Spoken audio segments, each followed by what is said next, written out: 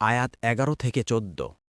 فلا اقتحم العقبة অনুবাদ, তবে সে তো বন্ধুর গিরিপথে প্রবেশ করেনি। তাফসীর, আকাবাহ বলা হয় পাহাড়ের বিরাট প্রস্তরখণ্ডকে এবং দুই পাহাড়ের মধ্যবর্তী গিরিপথকে। ফথুল কাদির। আয়াত ১২। وما أدراك ما العقبة অনুবাদ, আর কিসে আপনাকে জানাবে বন্ধুর গিরিপথ কি? আয়াত ১৩।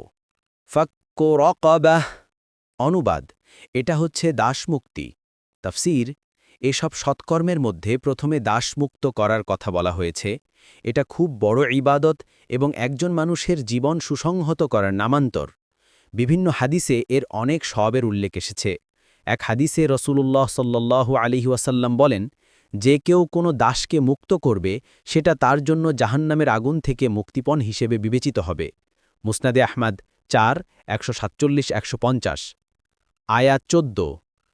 أو إطعام في يوم ذي مسغبة অনুবাদ, অথবা দুর্ভিক্ষের দিনে খাদ্যদান।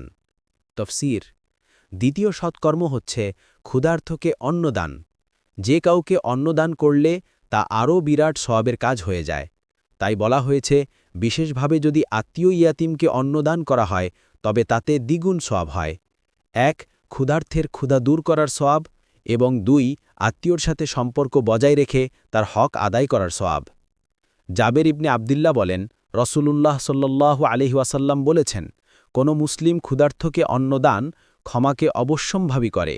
মুস্তাদরাকে হাকেম ২, ৫২৪।